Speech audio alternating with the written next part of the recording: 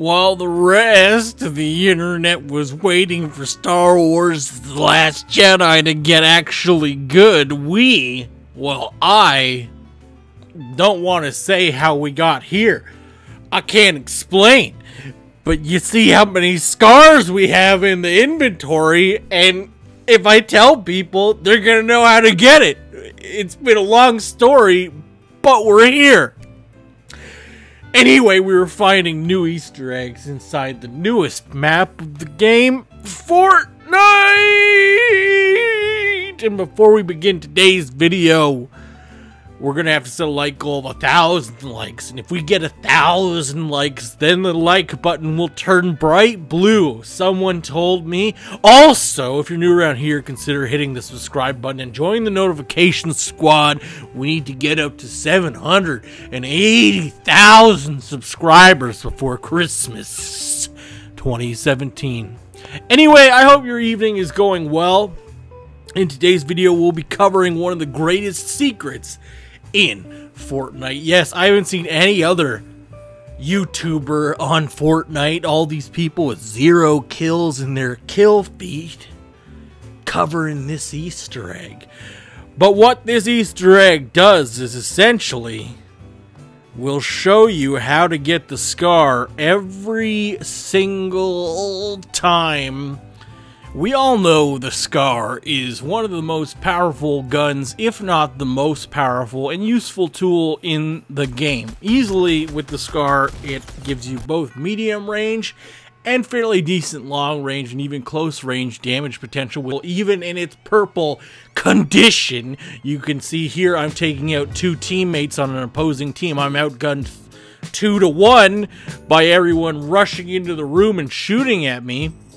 My teammates aren't around, and I killed most of the enemy team who tried to attack me just by holding down the trigger of the Scar. It's that powerful. It melts shields, it melts faces, and it'll take you to crazy places. Maybe even second place, but never first, I find. Anyway, what I'm trying to say here is the Scar is probably the most valuable asset in the game for anyone to acquire.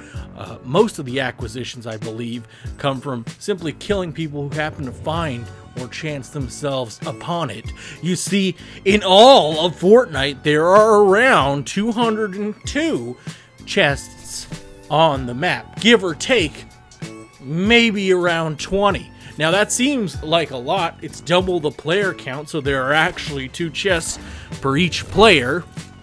However, some don't spawn. So, what does this mean for us? It means we're trying to narrow down how many scars are actually in the game. Given this, what this means is that there actually is a potential for there to be around 20 scars in every single match of Fortnite, which comes down to roughly 12 purple scars and then 8 legendary scars. Now I know this seems like a lot because the final 20 players all don't have scars.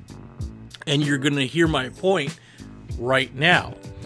The point is, most of the scars actually go unclaimed on the map. Out of the 20 that actually spawn in the game, a massive portion of them are taken not by players but by the Storm in chests that are secret or hidden, that go unchecked, unclaimed in areas that people don't land in. See, it's impossible to get every chest as there is a time limit that quickly comes down to where the Storm starts closing in. Now, there are some guaranteed Scar spawn locations in some of the hot spots. Since there are more chests obviously there's a greater chance to stumble spawn a Scar, and generally they do spawn in those locations. And I'm talking about hotspots like Pleasant Park, Retail Row, Greasy Grove. However, these don't account for most of the scars in the game. As I said, most end up falling waywardly to the Storm. See, when the Storm rolls in, it negates most of the chests that go unclaimed. And a lot of these chests in secret areas or areas where people aren't landing or the bus route doesn't go over simply don't get taken because there's not enough time for everyone to go through every single chest in the game, even if there is 2 per person or more. So a vast majority of these scars, I'd even say over half, potentially 75% of them, simply disappear. There's not an issue where the scars are rare themselves. They are, don't get me wrong. They just vanish into the ether because the storm makes them inaccessible. It's the same thing when a player gets killed, aka dies unnaturally, or dies in the storm with a scar. These are other factors we haven't even included into our calculations here. A player could easily get a scar at the top corner of the map in that crappy house and not have enough time to make themselves to the middle of the map if they started screwing around or had random encounters with other players. They could be taken by the storm, causing their scar to actually be lost to the storm, in addition to the chests that were unclaimed. However, there is a way to guarantee yourself a scar without having to go in those areas, and this is an Easter egg I discovered today on this video, and this is why I have so many scars. So what you want to do is you have to actually trick the game in how it's played. And I know this sounds just far-fetched and as crazy as possible, but we'll be doing it on this video. The key ingredients here are factoring the luck of the game, and luck is defined on how great your opportunity is with chests, what drops you get from the chests, if you even get drops at all. This means you're going for weapons that are gray or green out of the chests. If you get a blue weapon, this resets the luck stat on your chest because that's considered good. You can win the game with any gun, but a blue weapon acquired into your disposal means that you have a better chance over all the green and gray weapons that are in the game, especially if it's an assault rifle.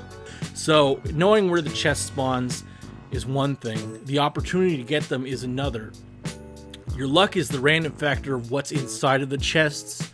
The opportunity is, did you go for that chest? And how I can basically define this is opportunity arises when there's a chest nearby and you go for it, and luck is the RNG that's inside of it.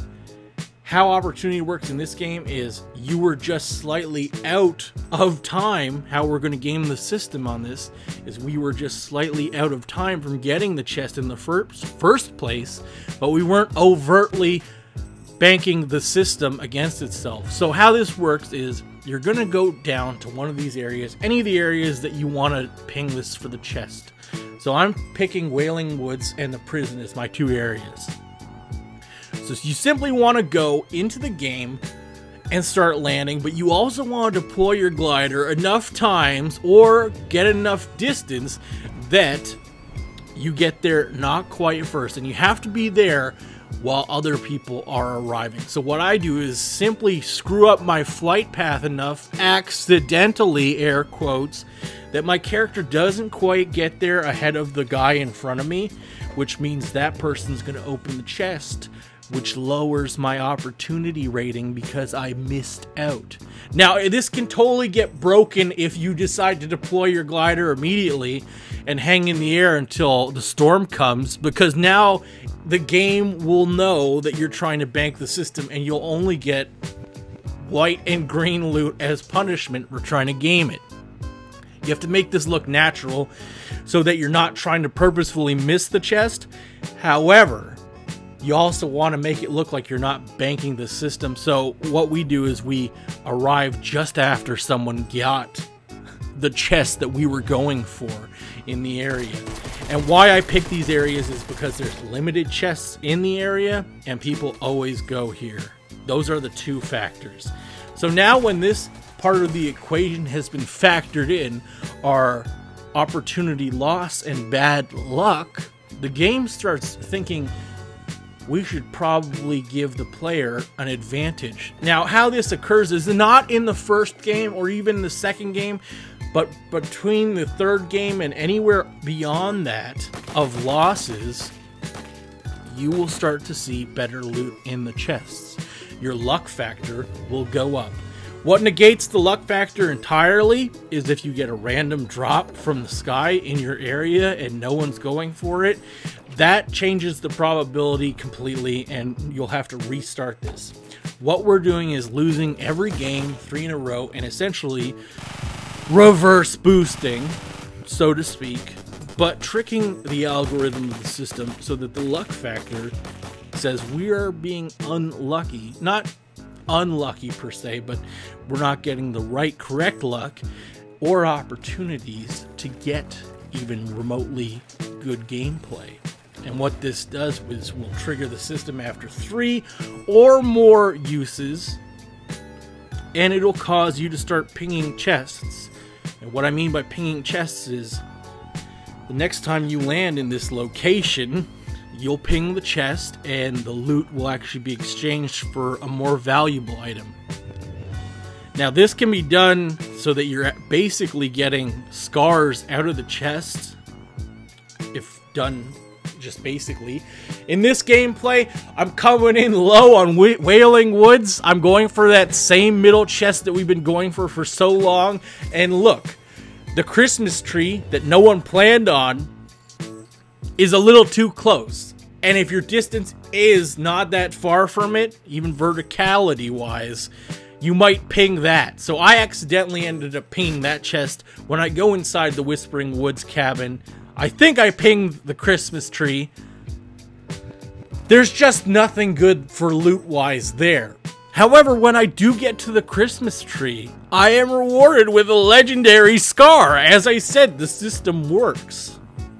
Now, I die shortly after, no big deal, because that also negatively affects my luck. The next game we play, I decide I want to go to the prison. Wow, what a novel idea. And en route to the prison, I arrive at the same lonely watchtower we've been playing all game, trying to screw the game up on us. And what's inside? A purple scar, another great weapon. Anyway, if you keep doing this and diminishing your luck versus opportunity, you can actually ping a chest to have multiple scars in it. Yes, I go for the 3 rock loot mountain, as it's called by some people, chest, and yes, you can see I have 4 scars that spawned in it. How crazy is that? So yes, you can actually find multiple scars in the game and make them spawn every single game you want to play. Another one at the prison. Absolutely astounding. I hope you found this Easter egg enjoyable, informative. It's totally going to ruin Fortnite for a lot of people, but this had to be made public. I hope you enjoyed this video. Be sure to leave a like, and if you're interested in more Easter eggs, go ahead and hit that subscribe button and join the notification squad by hitting the bell and selecting post notifications. I will see you guys in the next video. Thank you very much for your support, and peace out.